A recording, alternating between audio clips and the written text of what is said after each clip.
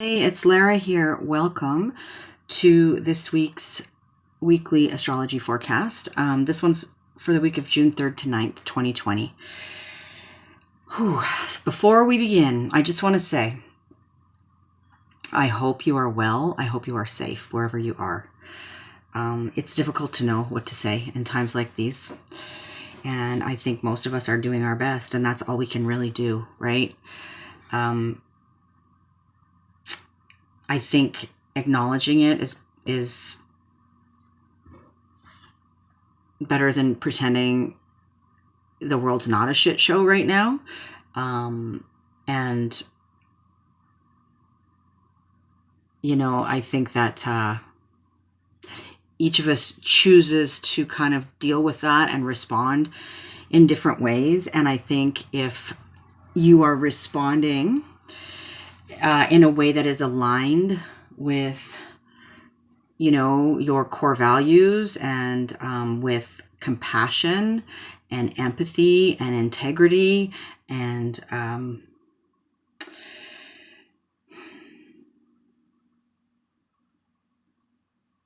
fairness and all of these things, then I think that's all any of us can do, right? So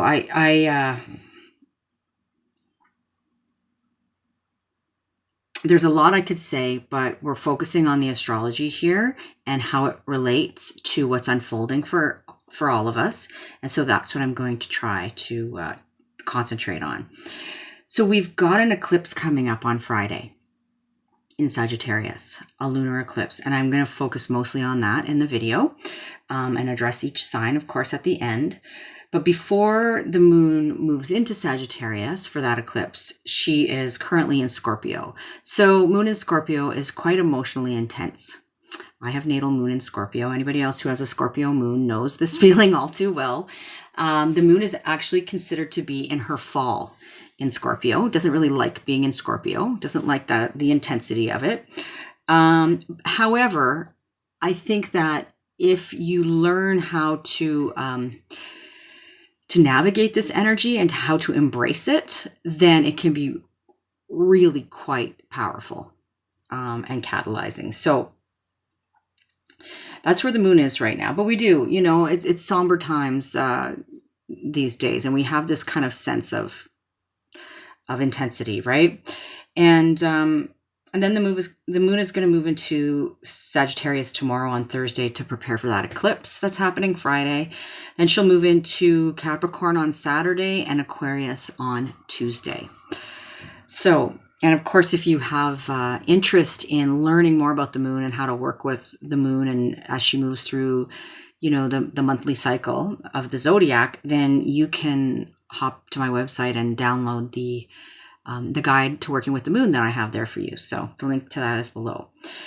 Aside from the eclipse, which we're going to circle back to in a bit, we have Vesta that's just entered the sign of Cancer.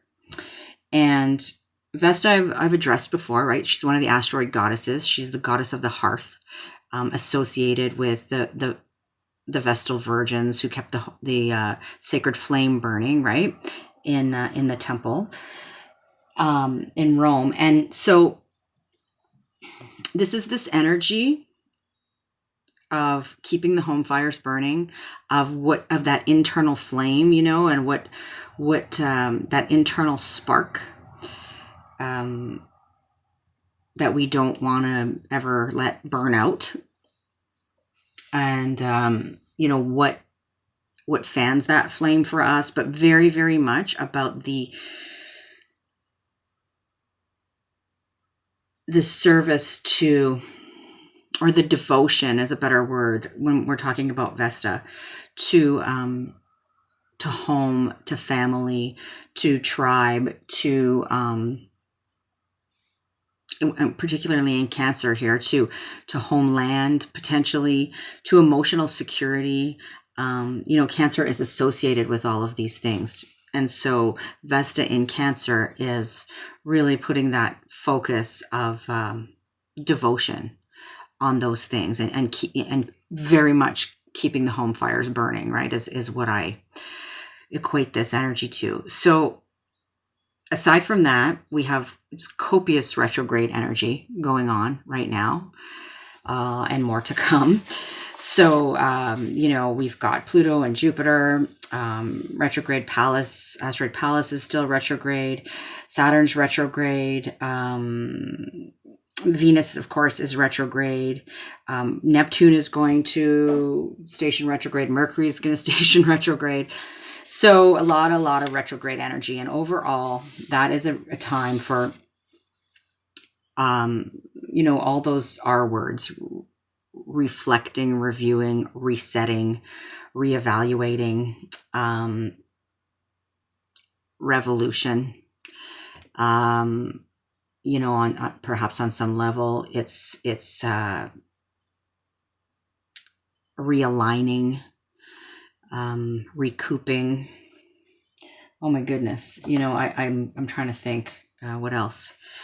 I'm sure you're thinking of a whole bunch that I'm not thinking of right now, but it's that reflective energy, and has this sense of kind of, going back into the past as well, to maybe pick up some things that we forgot, left back there, or to, review all those things, reevaluate and such. So, and retrograde energy is often a turning inward of the energy, where there's an internal process happening as well.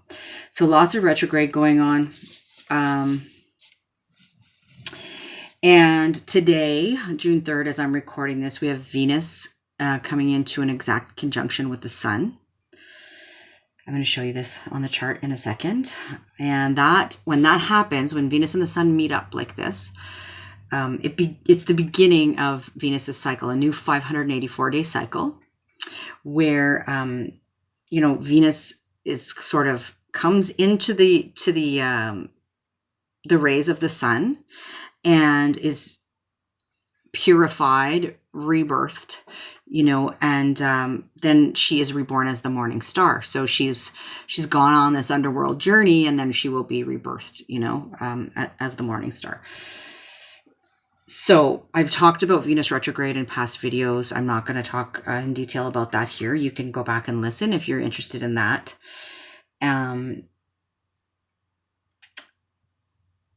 And I think I'm going to show you the chart right now.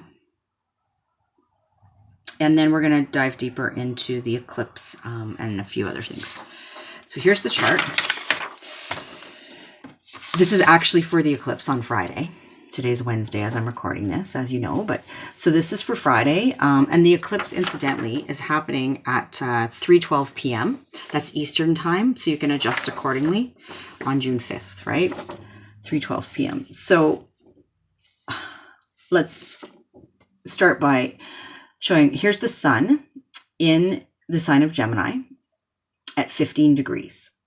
There is Venus, right? Close to the Sun, still at 12 degrees. Don't forget, she's in retrograde motion right now.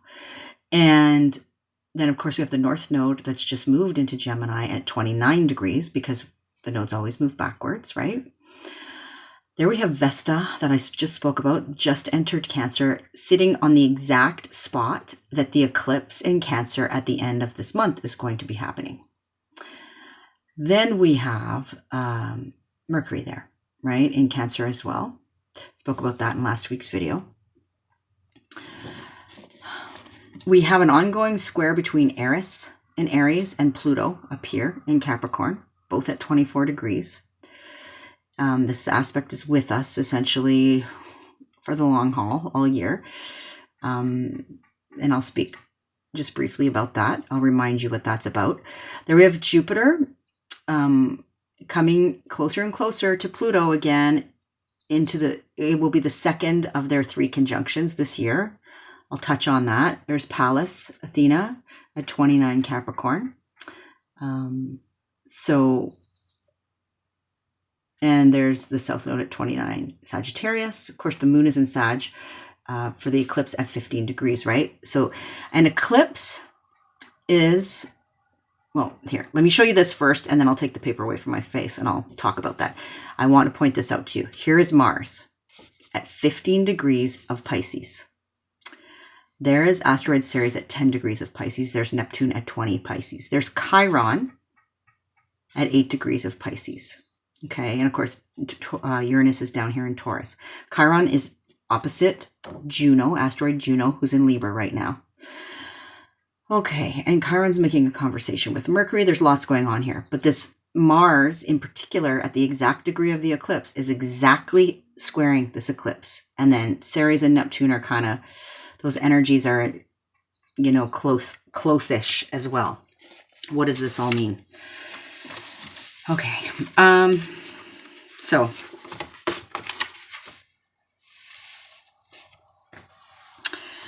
an eclipse, a lunar eclipse, which is what's happening here on June 5th, is when the sun and the moon are opposite the sky, like a full moon. So it is a full moon in Sagittarius this time, but they are in close proximity to the nodes of the moon.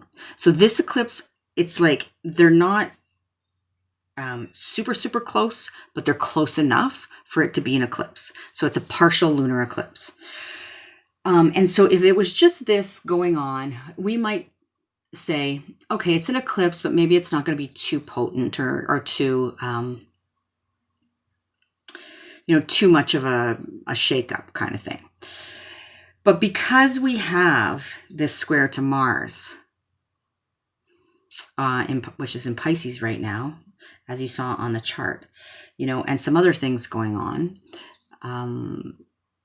then this amplifies things, right? This makes things a little bit more touchy. So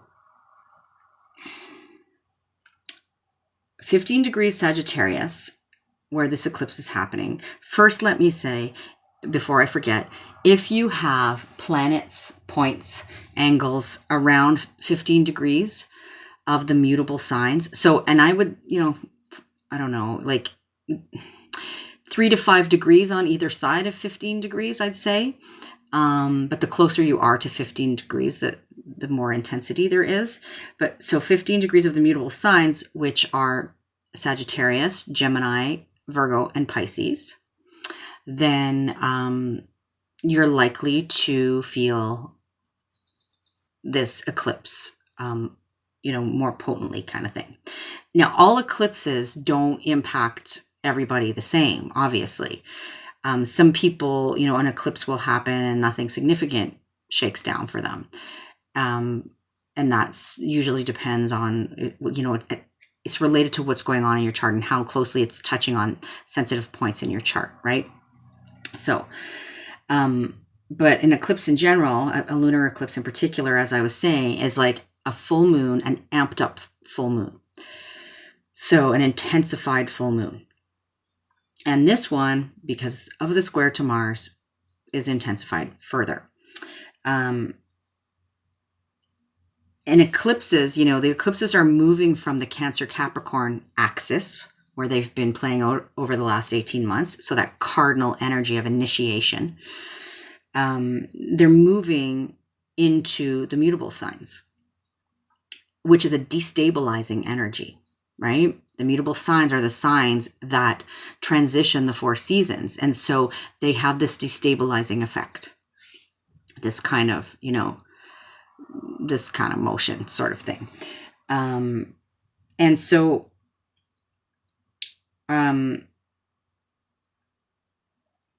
that's where the eclipses are happening for the next 18 months, except for the last 2 that are finishing up the Cancer-Capricorn family of eclipses. You know, that, and the next one of those is at the end, excuse me, at the end of June.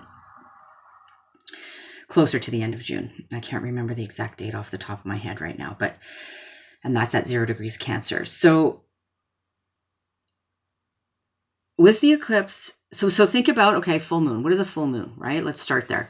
Full moon is when things reach a crisis point, a culmination, things come to fruition. You know, things bear fruit, in relation to whatever began at the last new moon or the previous new moon 6 months ago in that same sign. It's about things coming to a head, things being illuminated, information coming to light that we perhaps were unaware of. And then with an eclipse, right, it's kind of like things can tend to happen sort of like that. Although the energy of eclipses reverberates out, right? We feel the impact. Sort of the story plays out over kind of like 6 months after. So it's not to say that an event is going to happen at the moment in time of the eclipse and then that's going to be it, right? But it has this effect of kind of like the light. Like, I like to use this analogy. It's as if you're in a room and somebody turns the lights off and then the lights come back on and you realize that all the furniture has been rearranged. Or, the lights come back on and things just look different to you. You're seeing things through a different set of eyes, through a different perspective. Eclipses, sun and moon, they're the luminaries, right? It's all about light and different levels of light, to use the analogy, make things look differently. Photographers know this, right? So that's kind of a good analogy to use. So, an eclipse happens and it can be like a sort of a shakeup, something, the timelines change, an event happens, new information comes in, something we didn't expect transpires. Something may literally be eclipsed out, right? That's not always a bad thing. So sometimes that has to do with relationships. Sometimes, it could be something else, but it can have that impact.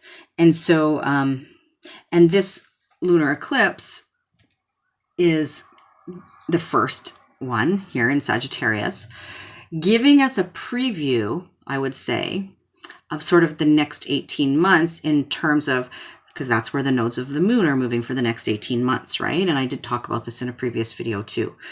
So, but with the square to Mars that's happening, an exact square at the time of the eclipse, right? Mars at 15 degrees Pisces. Mars is the warrior planet. Mars is about aggression, assertiveness. It's about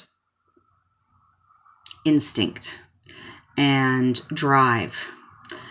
And, Mars was the god of war. And so we have to, as best we can, be mindful of that. And like we're seeing what's going on in the world right now, particularly in the United States. And we're seeing this energy, right? This energy of people being fed up and aggressions happening. And sometimes that's just people being more assertive about what they stand for and that sort of thing as well. So I don't like to be somebody who is, giving you the worst case scenario, but what I am obligated to say, I feel, is that, this is not necessarily going to be pretty.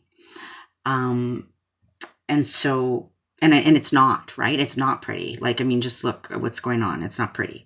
So, but sometimes these things, this catalyzing energy is necessary to disrupt things because change needs to happen. So,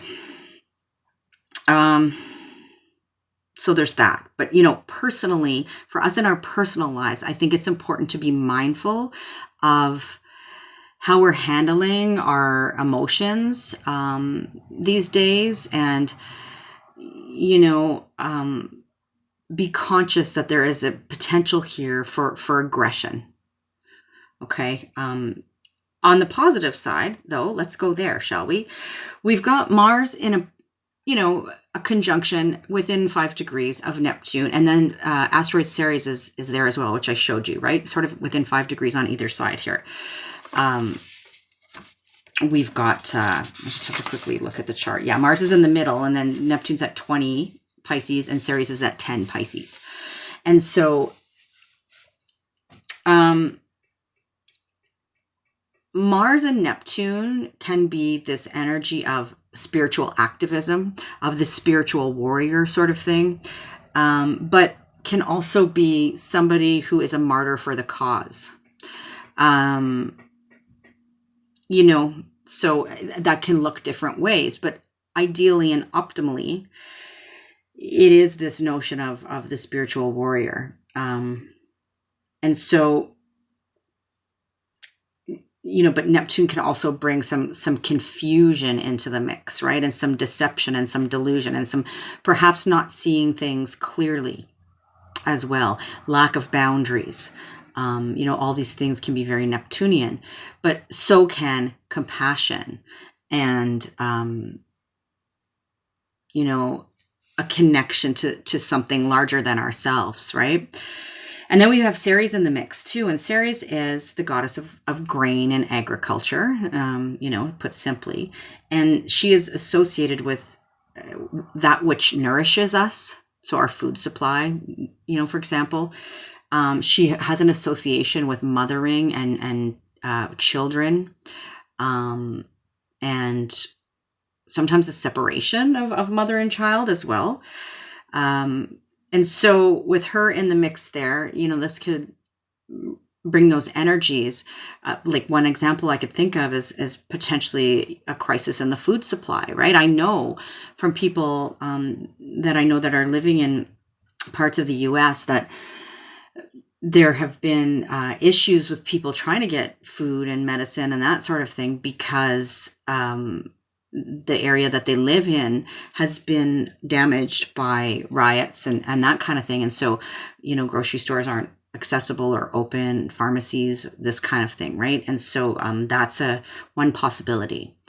Another possibility, I'm not trying to be a doom and gloomer here. I'm just trying to be somewhat real with you. Another possibility is, this notion of mother and child, like perhaps,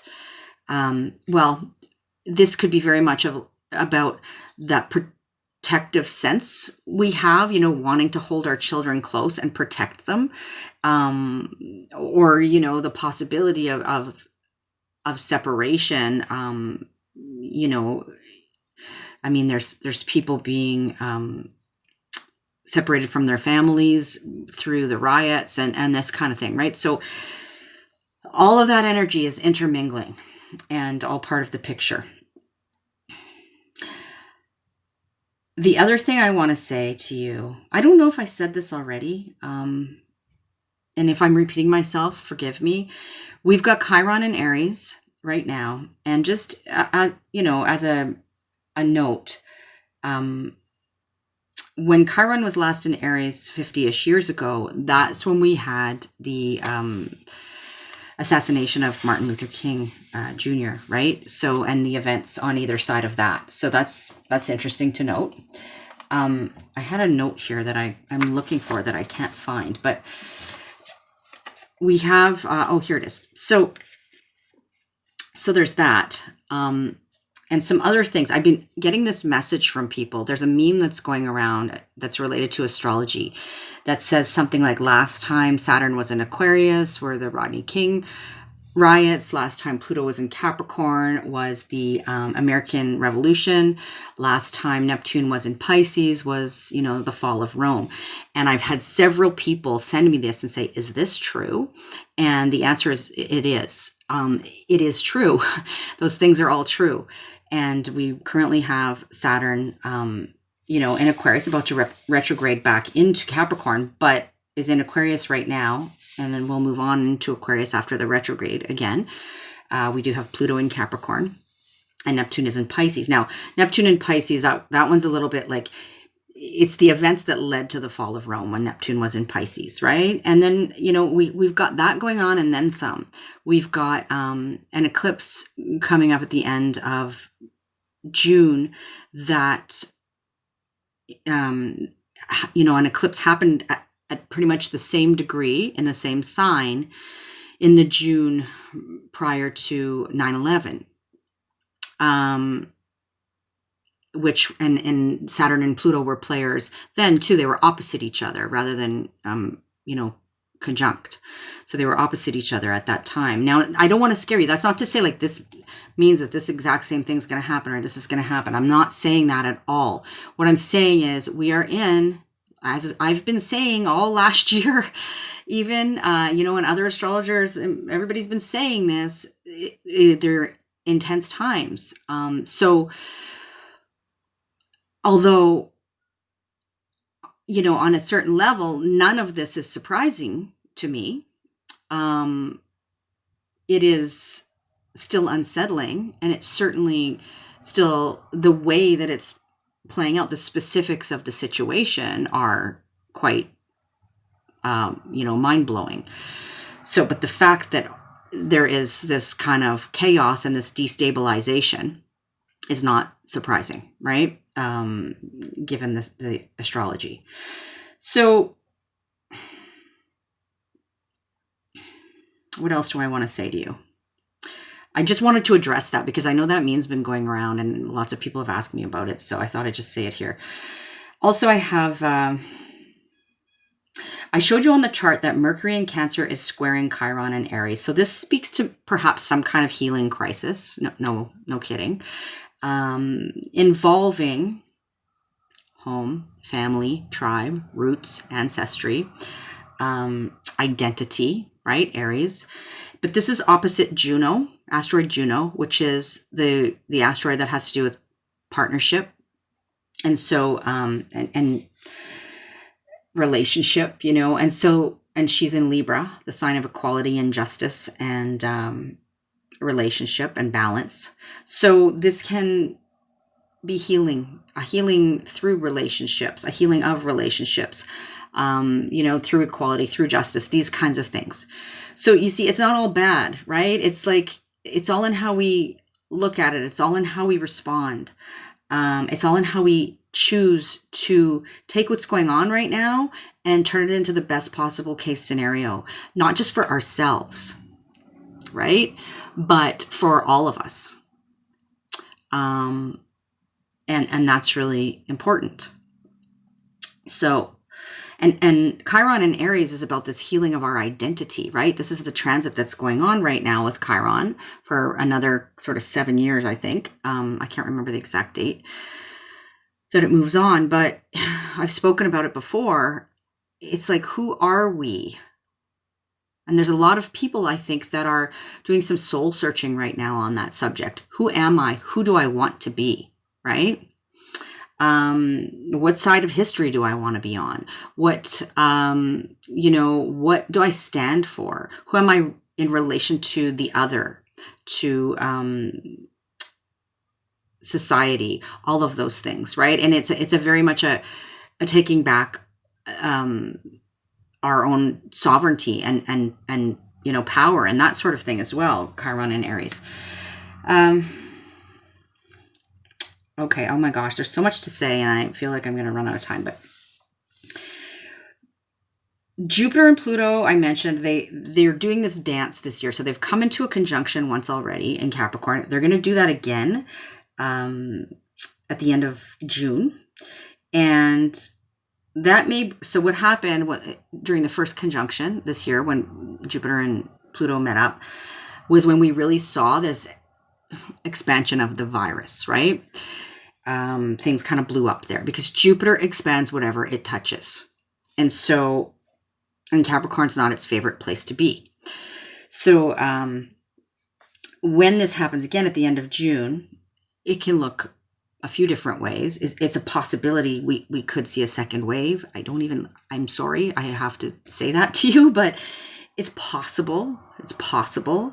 And maybe only in some areas. I don't know, but, and I hope I'm wrong about that. But ideally and optimistically, if we're going to look at that side of things, this is a combination of intensity, Pluto, and good fortune, Jupiter, ideally. Although Jupiter is in a sign that it doesn't love to be in. But this could be sort of a change of fortune, right? Transformation of fortunes. So on the optimistic side, fingers crossed there. We've got this square between Pluto and Eris all year, and this is just this very, it's tense and combustive energy and a real clash of the titans, if you will. You know, and a rise in some ways of the divine feminine as well. Kind of mad as hell, not going to take it anymore, right? I've spoken about Eris before. Next, okay, before I get to addressing each of the signs, I have one more thing that I want to say. We were talking about Mars. Mars is moving. Mars is in Pisces right now, obviously, but it's moving into Aries on June 27th. And it will remain in Aries for the rest of the year, which is a long time for Mars to be in one sign. And that's because it will retrograde there. But the thing is, Mars is comfortable in Aries because it rules Aries. It's its home sign, right? So that's something that is hopefully a good thing. However, Mars is this combative energy, right? And the fighting for what we want and for our rights and, asserting ourselves and that sort of thing and taking action. So there's a long time of Mars in Aries this year for the remainder of the year after, it enters Aries at the end of June. And so that will be interesting. And I think individually for each of us, this, wherever Aries occupies in our chart, will be the area that we're really feeling that in. And of course, Aries, being a cardinal sign, squares Capricorn, where Pluto and Jupiter are, right? And Saturn's retrograding back into. So there's going to be some tension there as well. Personally, oh boy, I have a lot going on in Aries in my chart. And so I've been feeling this square. Pluto's been squaring things like crazy, and it's been intense. And so now Mars is going to just go in there and I'm going to deal with it, right? So, because what else can you do? What else can you do? You can learn the lessons, right? You can learn the lessons and work with the energy instead of resisting it, instead of trying to work against it, because it's going to happen anyway. So you might as well harness it. That's my theory. And it also, even if things go on that feel out of your control, it at least gives you the sense of like, okay, yeah, well, not surprised, I guess. So there's that awareness, which can be helpful, even if you feel like there's not much you can do about it. So having said all of that, let's go through each of the signs and address the house that this eclipse in Sagittarius is falling for you, 15 degrees Sagittarius. And I'll briefly mention the square from Mars and what house that's coming from, right? Because that's so the square conversation is a conversation of tension. It's like something's got to give. We need to take action to resolve the energy, and if we don't sort of do that proactively, the energy is going to go somewhere because it has to. And so it's best if we try to, as I said, harness it, right? And do something proactive to work through it. So Sagittarius, let's start with you because this eclipse is happening in your sign, right? And you will have the eclipses. The nodes of the moon are moving. The south node is moving through your sign right now. So, you're being impacted by that. And this eclipse in the first house has to do with, I'm not going to go through, all of the, what does an eclipse mean? Because I did all that in the introduction. And so please listen to that before you listen to this. But first house, it's the house of the self. I, me, mine, my instinctual approach to the world, how I come at the world, how the world perceives me. or you, first house, your first house, right? It's about your physical vitality. And so this eclipse here is particularly if you've got, your sun or your rising or your moon at 15 or close to 15 degrees at Sag, then you're very likely to feel this, right? And then the square from Mars is coming from your fourth house. So that tension is coming from the area of home, family, roots, ancestry, maybe the female figures in your life, the mother, your sense of emotional security, right? As well. So that's for you, Sagittarius. Next, we've got Scorpio, where the eclipse is playing out in your second house. And that has to do with your personal resources, time, money, energy, your personal values, your core values, what you place worth on, including yourself, your sense of self-worth. This is about you getting your basic needs met, second house, right? It's the house of form, a physical material form. And that's the house the eclipse is happening in for you. And then this tension from Mars is coming from the fifth house, which is where Pisces sits for you. And that has to do with children. And that has to do with, all things around children. It has to do with your creative spark, creative self-expression, creative projects. It has to do with what sparks joy for you, right? So that's for you, Scorpio. Next, we have Libra. Libra, the eclipse is happening in your third house. So this is an eclipse around themes of siblings, cousins, neighbors, your community, the people in your immediate environment, teammates, workmates, peers. It's an eclipse that has to do with potentially communications. It's very third house, mobility, how you communicate, even your self-talk, the taking in and exchanging of information and messages, that sort of thing. So those are the themes. And then it's being squared by sixth house energy, right? Mars, which is your daily routine, your health and wellness routines, the daily grind, how you are in service, relationships between unequals, so employee-employer relationships, this kind of thing. That's where the tension's coming from. So that's for you, Libra. Next, we have Virgo. The eclipse is happening in your fourth house, Virgo. So for you, this is an eclipse in the area of home, family, roots, place of living, real estate, your emotional security needs, the mother or the female, like nurturing figures in your life. And the tension is coming from the seventh house where Mars is, one-to-one close personal relationships, right? And that can be significant others, but it can be all kinds of close personal relationships. It can have to do with contracts and agreements as well, and rivals, in fact, as well. So that's for you, Virgo. Next, we have Leo, where the eclipse is happening in your fifth house.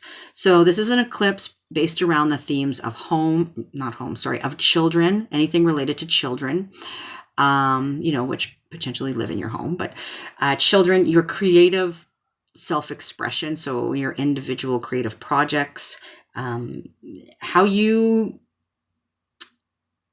have fun in life, what sparks joy for you, the things that bring you pleasure. So that is where the eclipse is happening, and the tension is coming from the eighth house of Mars, which is other people's resources, other people's time, money, energy. And also eighth house is very much about our intimate connections and relationships, bearing our soul. It's about healing, on a psychological level as well, wounding and healing. So that's for you, Leo. Next, we have Cancer, with the eclipse focused on your sixth house of the daily grind, of your daily habits and routines, including health and wellness, issues around health and wellness, issues around being of service, around relationships between unequals. So that's the eclipse focus. And then the tension is coming from your ninth house, which is Mars, which is your ideologies and, your worldview. And it can have to do with foreign people and places and travel and higher learning, right? So those are the areas, that's where the tension's coming from during this eclipse. And of course, The intro will give you all the details. Next, we've got Gemini in the 7th house. So for you, Gemini, eclipse in the 7th house has to do with your one-to-one close personal relationships and contracts and agreements. And then the tension is coming from Mars in the 10th house of your public reputation and persona, of the legacy you wish to leave, of your relationship to authority, including your own authority, notions of sort of patriarchy, 10th house as well. So your career. So that's what's going on there, Gemini. And next we'll move to Taurus, where we've got the eclipse in your 8th house. So that's an eclipse around themes of other people's resources, other people's time, money, energy. It's an eclipse around potentially your intimate connections, right? Those things that make you feel vulnerable.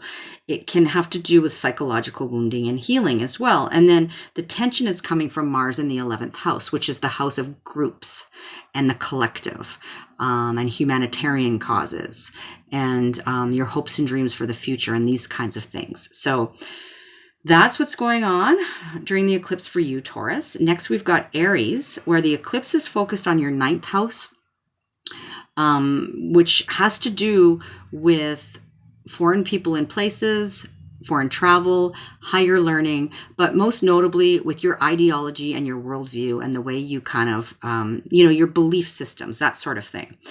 And so these are the areas being hit by that eclipse. And then the tension is coming from the 12th house, which is the house of the unseen, what goes on behind closed doors. Sometimes how we cope in maybe not healthy ways, right? It can be like self-sabotage, but it can be rest, recovery, recuperation, isolation, retreat. It can have to do with places that are sort of shut away from the world as well. Our connection with the unconscious, the unseen, all of those things. So that's you, Aries. Next, we've got Pisces. The eclipse is happening in your 10th house, Pisces. So this has to do with your career, your worldly ambitions, the legacy you wish to leave, your public reputation, perhaps, father figures, authority figures, how you show up as an authority in the world. And then the tension is coming from your 1st house of self. Your own personal body and vitality and how you approach the world and how the world perceives you. That's where Mars is sitting in that house. Next, we've got Aquarius. Aquarius, for you, the eclipse is happening in your 11th house, which is your home house. And that has to do with the group, the collective, humanitarian causes, friendship groups, the wider circles, networks, your hopes and dreams for the future. So this is where the eclipse is hitting. And then the tension is coming from the 2nd house of your personal resources, time, money, energy, material possessions, what you place value on, your self-worth, right? That's where the tension from Mars is sitting. And then last but not least, here we've got Capricorn. Capricorn, the eclipse for you is taking place in the 12th house, which is that hidden house. And so this could be very much an internal process. This can be about secrets. This can be about things that are behind closed doors. This can be about how you spend time in rest and recovery and reflection. It can be about spiritual and mental health. It can be about self-sabotage, all of these themes. It can be about places closed off from the world. And then the tension from Mars is sitting in your 3rd house. And that has to do with your immediate environment, the people and places closest to you, your communities, siblings, peers, workmates, cousins, neighbors, this sort of thing. It also has very much to do with communication, all things communication, thoughts, ideas, exchanges of information, and potentially has to do with mobility too, like because it's associated with these short commutes, right? So moving parts, that sort of thing. So that is what's going on for the eclipse for all of you. And I hope this wasn't too rambly. I hope that it gave you some good information. I hope, I was real with you, as I always try to be real and truthful, but also to allow you to understand that it's all part of the bigger picture, and that we ultimately are in charge of how we respond to things, right? So take good care, and I will see you next week, most definitely. All right. Bye for now.